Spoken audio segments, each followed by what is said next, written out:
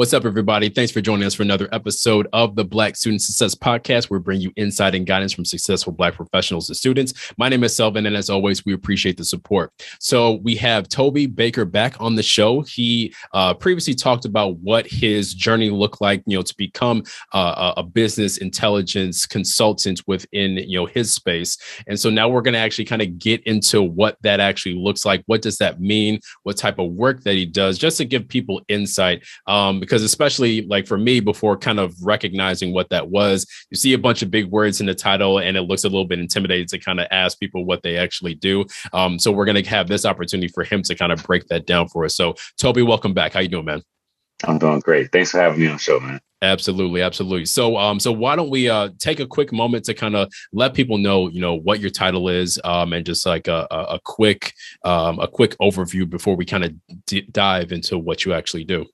Yeah. Before we dive into what I actually do, I just want to go back to a couple of things that you said in the introduction. Yeah. Like successful Black students, like you said that, like a part of me was like, I'm not successful yet, Okay. But at the same time though, I'm in a position where I never would envision myself in when I was 17 or when I was 22, So there's a little bit of that mixed in with the Black successful students, but I'm here to help, anybody I can. Absolutely. And then like the second thing is what I do. I work in business intelligence, and it's a topic. It's one of those words that, like, as you said, Selvin, when you look at it, you really don't know what it is. And the only reason why I know what it is because I stumbled into the career. And I started reading job descriptions of like leaders, and I envisioned myself. I always said that I always wanted to lead analytics. I wanted to lead analytics projects, and I want my team to be as agile as like a swarm of bees. You know how they form like very quickly and they move. They're very agile. Mm-hmm. I wanted a very nimble team to be able to hop on projects and work on them very quickly, and transform them very quickly. So that's the only reason why I know. So like you said, there's some job titles out there that when you look at the words, it may seem vague. So one thing I always did is I always looked at different job descriptions from roles that are way above my head, so that I can kind of develop a path to wind up there. Absolutely. Well, thank you for giving that intro. And so one of the things that you said is, having a team to specifically work on projects. So, with the assumption that it's more project based in terms of the work that you do, because I'm sure there's different outcomes, business outcomes that that you're looking to achieve, with your team. Why don't you kind of walk us through what one of those projects will look like from start to finish, and kind of what your role is, within that whole process? Mm-hmm. So within the context of my role, I'm a consultant. I used to work in a corporate culture where projects will last maybe 8 months or 12 months or 4 months. But it was working within the confines of my company. Right now, as a consultant, I work on projects for different companies, and so. I've been in my current company for 2 years. Yeah. My 2-year anniversary is next week. Congratulations. Thank you. And in this role, I've worked on about 13 different projects. And so, some will last 8 months, some will last 2 days, but sometimes they will be overlapping, and I'll be doing the same exact thing, same exact process for each project. And my role, I'm a business intelligence consultant, which means I do whatever is needed in order to complete a role, whether that's developing a data model, whether it's updating the UI or the interface or the dashboard, or if it's like a ton of administrative work, like to ensure that when the project is delivered to the end client, they have all these documents in place. Like this is the the original wireframe of how to build the end product. These are all the definitions and terms of of the metrics, like how they're created, what data pipelines or the avenues they came from, or just developing the app itself, the finished product. So, but that my day to day ranges it changes and is very not abnormal because I work as an consultant over like a company based business intelligence consulting role. Okay. Yeah. So it sounds like there's a lot of layers to what you do. And, what's different, it was different in this case, with you working or doing different projects for different companies. Now you're kind of widening your scope of what type of solutions that you're, kind of working on. If I could summarize that, I would say this. Every business, they produce data somehow, some way, whether it's inputted into a computer by some tellers at a bank, or whether it's inputted by users like Facebook users, or Instagram users. They're posting data into a big data environment. And where my team comes in is they take that huge amount of data, they synthesize it or make sense. They put it into like an organized fashion so that somebody can take that data and build dashboards from it. And that entire process is what my team does so that somebody who's making decisions, they can quickly analyze all that information without needing the skill set to do it. They analyze all that information and they can make better snap decisions or better decisions, much more informed decisions, because it's based off of like real hard data, not just opinion. And so I see this role amongst that team. This team, what we do as a business intelligence team is extremely important to the decisions that are made by executives of whichever company we're creating products for. Yeah. So you're taking all that information that is, not necessary. It's not really made up or anything. This is actually being produced, and you're, arranging it, translating it into a way that, those decision makers within the business can take a look at it and easily take a look at it. I think that's where you're referring to the dashboard, because it's now all these, different letters and numbers are put into something that's actually visually appealing and easy to read. And then they can make decisions off of that. So you're doing all that hard work before maybe the presentation actually happens to them, and then they can start actually making those decisions. Yes. And what I want to do, I want to speed up that process. So I don't want it to take 4 months or 8 months. One thing I always like growing up watching sports is the data that the commentators that they have quick access to. Now, if you ever watch like a sporting event, there are facts and figures, and there's things there are percentages that are displayed on the screen, and that all that data and the accuracy of the data is based upon the hard work of somebody that's on the business intelligence team. They're taking mounds and mounds of statistics of like player stats, team stats, wins, losses, all that information, and they're arming the commentators. The very reason why we sit there and watch grown adults play sports is because the commentators, they help tune our imagination towards like the storylines based upon the number of wins that they have. They have the potential to beat the Chicago Bulls 72-10 record with this win tonight. Oh, Kobe, the greatest scorer of all time. He scores 50 on this last night. Oh, it was more than 50. It was 60, right? Yeah. Kobe. Mm-hmm. Oh, well, anyway, the point is the storylines that they build, they use stats and figures and things like that. There's a team that's arming them with that information quickly, right? Especially when it's not planned. Like they have time to plan it in advance. But when it's not planned and something like some feat is about to happen, like somebody's about to score 80 points or 60 points, and this has only happened the last 10 times in the last 20 like 20 years this late in the playoffs. You know, the more specific that stat becomes, the more skilled that team has to be to ensure the accuracy. Because one last thing I would say about this is when you go back into the office on Monday morning and you're talking about the game from that weekend, 9 times out of 10, you're quoting a stat that you were given by a commentator or some kind of TV analyst. And so we have a strong responsibility, a very important responsibility to make sure that we deliver accurate information to arm commentators, business executives, who are educators with the right data, so that when it's shared, like, you know, it has a hint of integrity or in the data. The data is accurate.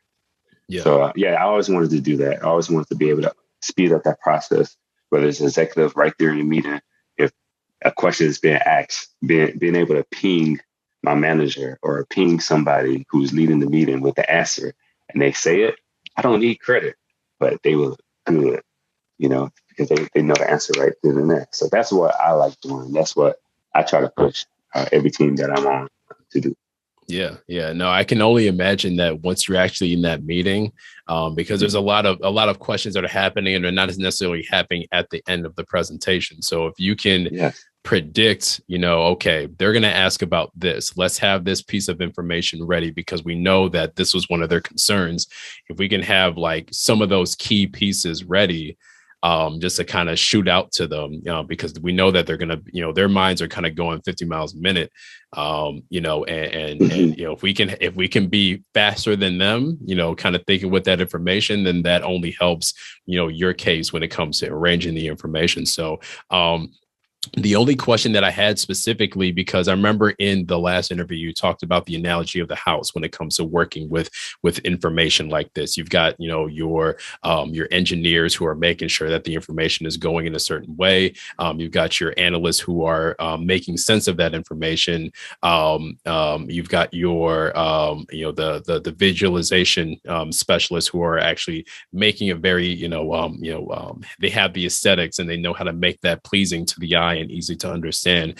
But then you also have the project managers, like you had mentioned, who kind of know a little bit about each thing and know how the whole project is supposed to go. And it sounds like you're kind of within that specific position, you know, knowing a little bit of everything so you can see that whole project go from, from beginning to end. And like you said, try to make that process a little bit faster, a little bit every time. What kind of skills do you figure that you need to kind of be in that position to kind of know how the whole gameplay is going to go and be able to direct people to, do this at this point, do this at that point?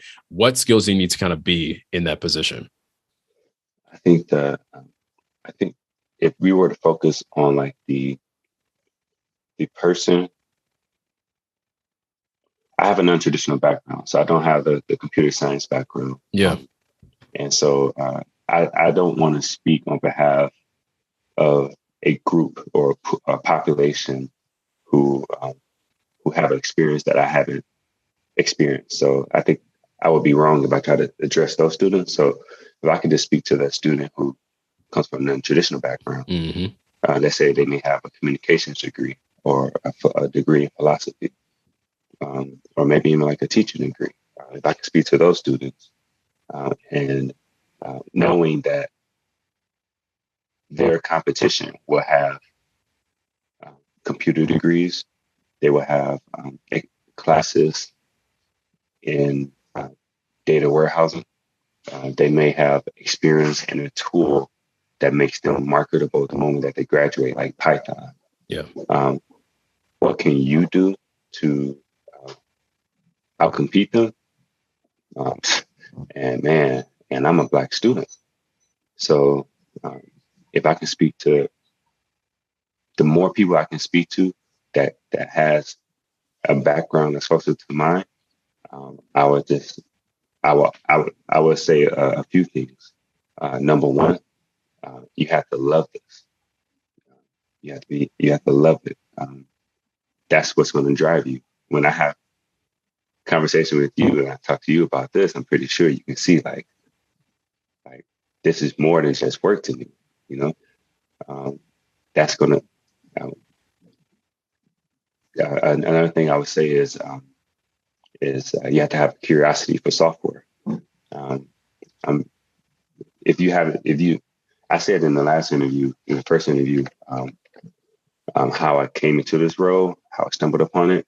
I won't go through that again, but what I will say is that, at the beginning, I started demoing apps. I started downloading software. I was blessed to work for a company that gave me access to whatever software I wanted to, so I can play with it, I can explore it, I can take my laptop home. They gave me an opportunity to work remotely, so I always had the freedom to, on a Friday night, explore these apps. I enjoyed it. And then the third thing is gain some buy-in from somebody in that community that you want to be in. So if, let's say, you have the love for data analytics or business intelligence or data science, say you develop a love for it. Two, let's say that you started exploring the apps and you have like this extreme curiosity for downloading and start playing with different software, things and coding, things like that. Let's say you have those two down. Last but not least, this is a very tight-knit community. Everybody knows everybody. And if you don't know nobody in the community, it's going to be extremely hard to break into it, especially because looking at your resume, you and I, we don't have our computer science degrees or anything like that. So start meeting people in a community, even people in your school who are going to that community. Start attending events, networking events. I used to go to meetup events, meetup.com. You ever heard of it? Yeah. Meetup.com. Well, I used to find these Power BI meetups, these Tableau meetups. And I would just go to them. I would drive to all these meetups and I start meeting people and I became a regular face. And I met some mentors. This is one mentor of mine. I have his face in my head. I can't think of his name. He's been such a blessing to me. And I can't even remember his name. Jim, man, the amount of encouragement that he gave me to actually, there's a saying that you have to believe in somebody else believe in you until you develop a belief on your own. And Jim, he believed in me. And he was like, you can do this, you can do that. I'm like, no, I can't. And then eventually I came to the point where I started believing his belief in me and my own belief started like working on its own. And I started, that's how I ended up where I am now. But it's people like him that can speak for you or send an opportunity your way or introduce you to a friend of his, or you're talking at a conference together. Everybody goes to the conferences. So when they was in person, you go to these conferences, you see people over and over and over. Eventually you become like a part of the community. And one extremely practical tip is Tableau currently is one of the most popular softwares in this industry. I'm not talking about coding. You want to code, you can do R or you can look up Python. But SQL is like the standard code. But one of the most popular softwares in my field is called Tableau. Tableau. Tableau. It's inconventional in spelling, but it's one of the most popular software. You can download it for 2 weeks. And that's how I started. I downloaded the software. I created a new address and downloaded it again. And and I just started working with the tool. And I just fell in love with it. And the community is awesome. There's somebody who's posting on Tableau public. It's like a social networking for Tableau where you can post your work, receive feedback, and if you're posting your work and you're trying to keep up with the quality and how quickly people are posting, like you have no choice but to improve your skill set as you become proven in that community, like the data community. then people will start accepting you to as data, a member of the data community. You start having opportunities. And now when I go to a new company, or I'm telling somebody about what I do, I rarely even have to bring up my education, because there's been so many opportunities in between then and the time that I've gone there. But first you have to, you have to love it, this, because you don't have the credibility with your diploma. I mean, not with your education. Like, we come from non-traditional backgrounds. You have to have the ability to say that I have some experience. And the only way you develop that is by downloading, demoing apps. Find somebody who will be willing to demo an app. Like, we have Zoom. Like, they can share their screen. They can demo an app for you. Like, if you know somebody, you see that on their resume, on their LinkedIn.com web profile. If you see that on their LinkedIn profile, that they have a specific tool that you're interested in, develop a personal relationship with them, and over time they will begin to share with you. Don't rush it. Don't try to shoot somebody a message in the dark and hoping that you hit bullseye. Like, you'll be rejected quickly. But if it's somebody that you have a genuine interest in, you convey that in a personal message to them, and they'll reach out. Hopefully they'll reach back out to you, and they can demo an app for you. But you have to understand, like, for those that are like me, we don't have a traditional background, so you have to find some way to outpace them when it comes to their education. And that you do that by having a strong interest in the tools, having the passion that convey it, make your eyes light up every time you talk about Tableau. And then you have to start building a community within that specific community that you want to be a part of. Absolutely. Yeah. There's a lot to it, but it's not as out of reach as people might think. You're actively going and trying to build those technical skills, and that's probably going to be the hardest part. But at the same time, if you have that first part, you have that passion for it, it's not going to feel like work. It's going to be like, okay, what can I do next? How can I improve from what I did the last time? If I can just put it in just like the most simplest form, is like, how do you become good at Instagram? You post every day. You post very frequently. You spend a lot of time on the app.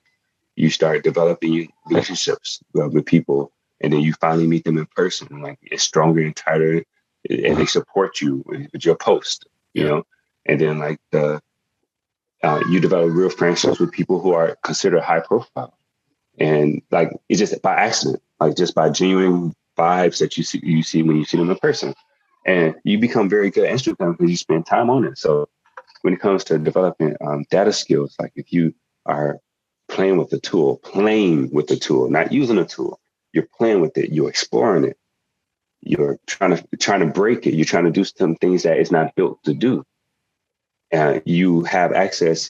The great thing about Tableau within this business intelligence community is that Tableau and Tableau Public, you can download other people's projects, and you can re-engineer them. Like, you can break them apart and say, why did this person do this? Why is this triggering that? And you can actually break it apart and you can learn it. So the technical skills part, that's the easiest. I shouldn't say the easiest. It has the ability, with the amount of time that a college student has, or a recent grad, without the complexities of like the life that a higher age person will have.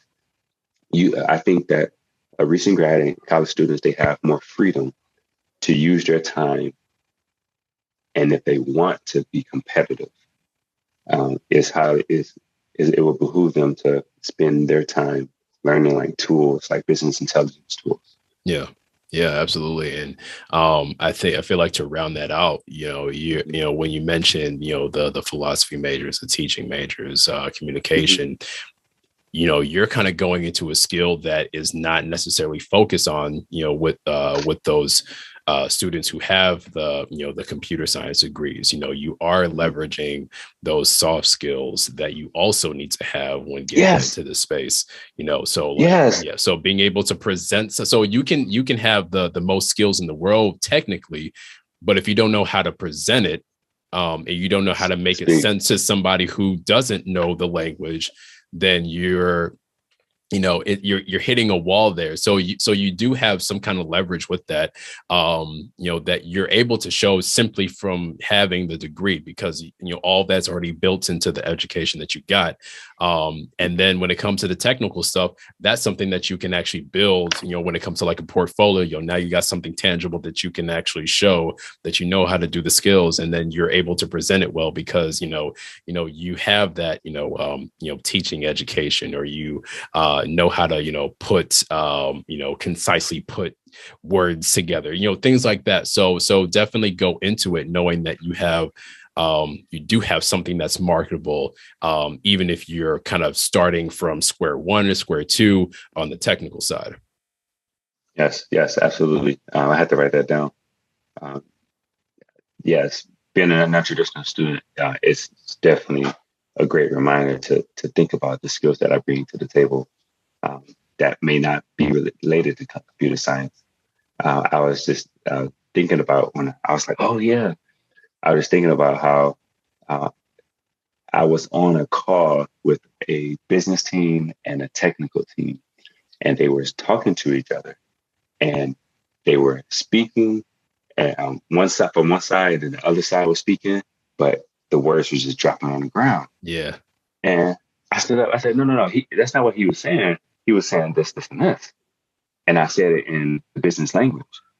In the technical language. And then the technical team responded to me.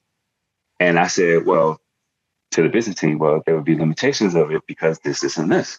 But we can do this, and that. And I was like, oh, wow, this is something here. So I started researching it. And I found out that there's actually a road to do that. And so I started pitching myself as this is what I do.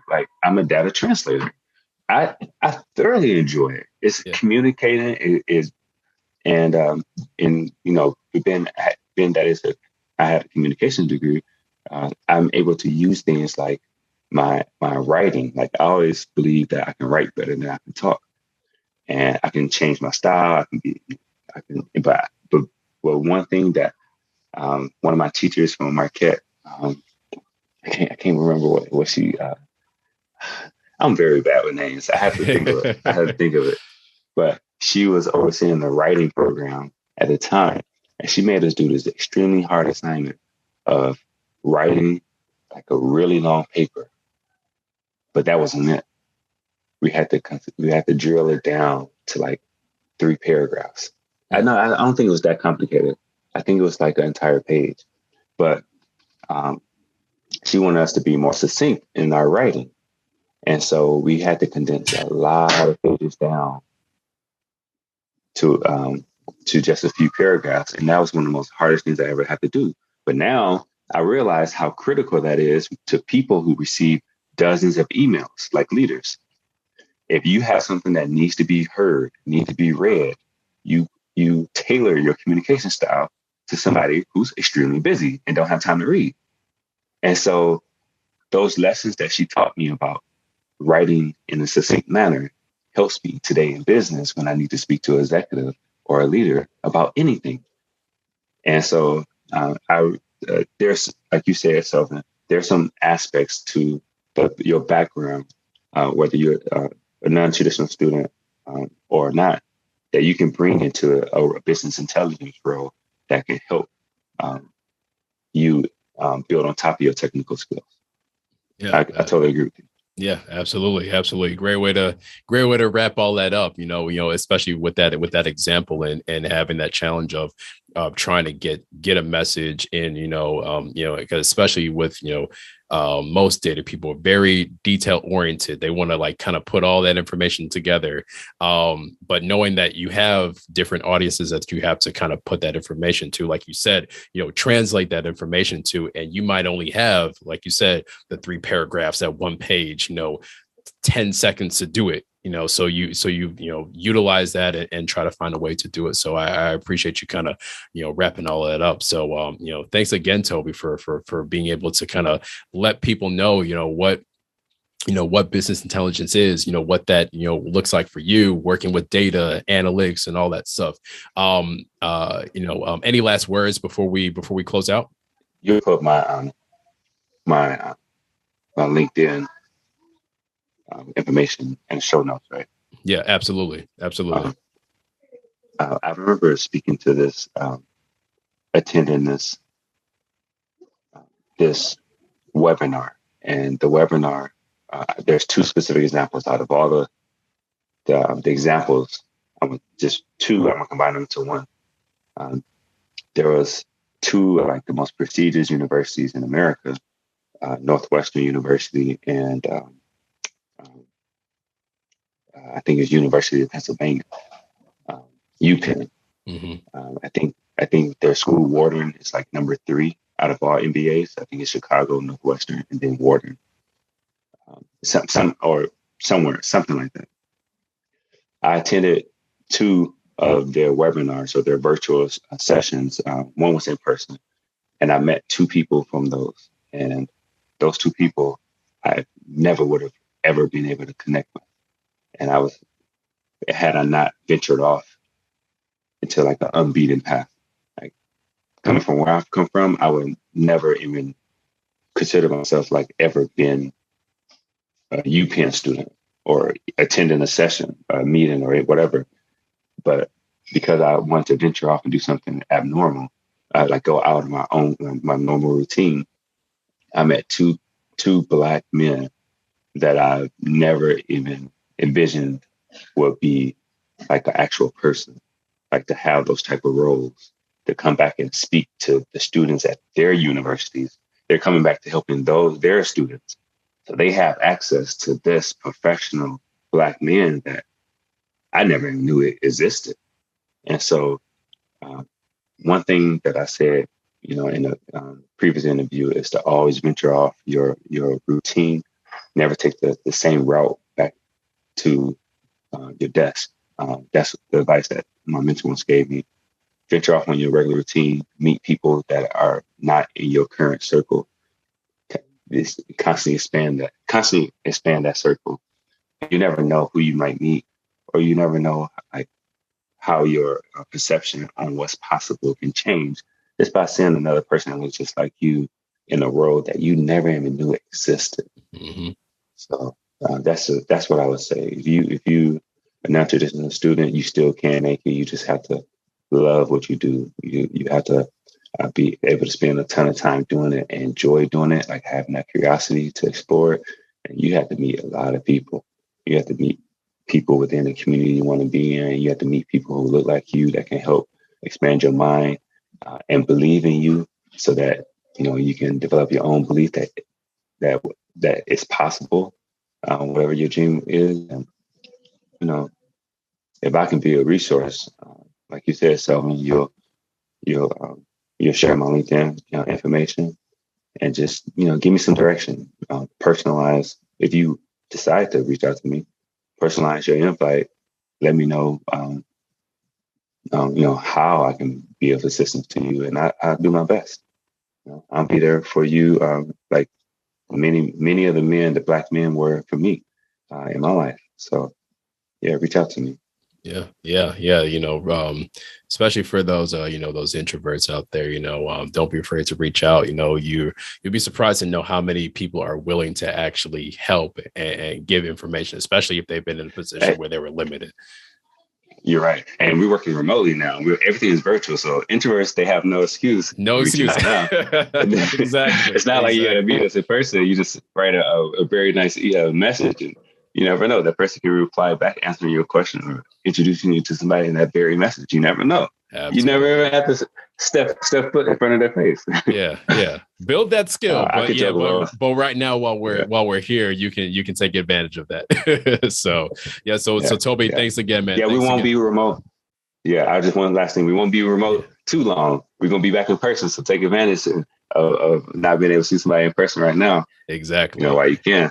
Exactly. No, it's been good though. So man, thank you. I really appreciate being on the show. Yeah, no, thank you for sharing the time, your perspective, and just everything that you've learned. I've definitely had some gems that I wrote down in my head. So I'm definitely gonna put that to practice. I appreciate it. Absolutely. By the way, you and your wife, y'all killing the show. Keep going, man. Thank you. Thank you. Yeah, appreciate it. Well, thanks again, Toby. And thanks to everybody who's been watching and listening. Feel free to follow us on Inquire Higher, at Inquire Higher on Facebook and Instagram. You can check out our website, inquirehigher.com, and you can contact us by email. That's contact@inquirehigher.com. So until next time, take care.